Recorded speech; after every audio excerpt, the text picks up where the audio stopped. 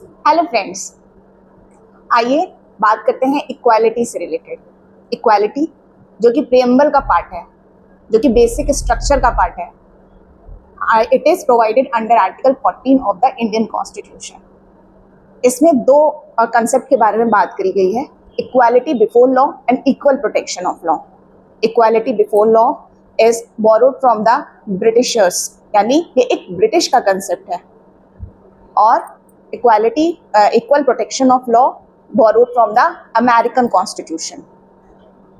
Equality before law एक negative concept है, एक नेगेटिव अप्रोच है।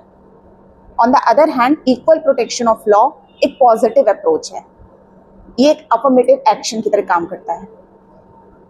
Equality before law it works on the principle of rule of law which is propounded by A.V. Dicey, जो कि एक British jurist थे। उनके द्वारा रूल ऑफ लॉ कंसेप्ट जो है प्रिंसिपल लाया गया था, जो कि कहता है कि कोई भी पर्सन, वो nobody is above the law, everybody is subject to law और सब्जेक्ट टू ऑर्डिनरी लॉ। हर एक आदमी लॉ के अधीन है, उसको अबाइड करना ही पड़ेगा, चाहे वो कितना बड़ा हो, चाहे वो रिच हो, चाहे पुअर हो। इक्वल प्रोटेक्शन ऑफ लॉ कहता है कि equals should be treated equally and unequal should be treated unequally. कहने का क्या मतलब है, मान लीजिए कि जैसे दो ऑफिसर हैं, वो सेम रैंक के हैं, तो उनको एक जैसा ट्रीट किया जाएगा, लेकिन वहीं कोई फार्मर है तो उसको अलग ट्रीट किया जाएगा। तो ये बात करता है एक रीजनेबल क्लासिफिकेशन की, कि जो एक जैसे लोग हैं उनको एक साथ मतलब ट्रीट किया जाए, उनको एक जैसा ट्रीट किया जाए। जो थोड़े डिफरेंट हैं या डिसएडवांटेज्ड सेक्शन है या सोसाइटी के कुछ ऐसे लोग हैं जो मतलब बैकवर्ड रह गए हैं, तो उनको प्रमोट करने के लिए उनको उस तरीके से ट्रीट किया जाए ताकि उनका डेवलपमेंट हो सके। ये बात करता है इक्वल प्रोटेक्शन ऑफ लॉ से रिलेटेड, कि हर एक इंसान को, everybody has the right to live in a society, to live in a society with the following facilities। हर कोई चाहता है कि वो अच्छे से रहे सोसाइटी में, अच्छे से एंजॉय करे, अच्छे से रहे, अपनी राइट्स, अपनी लायबिलिटीज़, अपनी रिस्पॉन्सिबिलिटीज़ को फॉलो करते हुए अच्छे से रहे।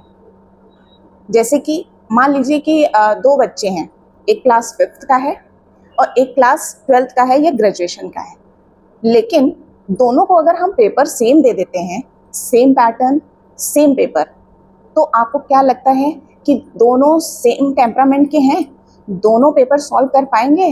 जी नहीं, क्योंकि क्लास 5th का जो स्टूडेंट है या जो क्लास 7th का स्टूडेंट है, वो क्लास 12th के बराबर वाले स्टूडेंट से कंपेयर नहीं किया जा सकता है। उसकी मेंटल एबिलिटी, उसकी मेंटल कैपेबिलिटी बराबर नहीं है, इसीलिए पेपर सॉल्व नहीं कर पाएगा। वो पेपर अपने हिसाब से सॉल्व कर पाएगा अगर आप उसके स्टैंडर्ड का पेपर देंगे। इसे कहते हैं इक्वालिटी।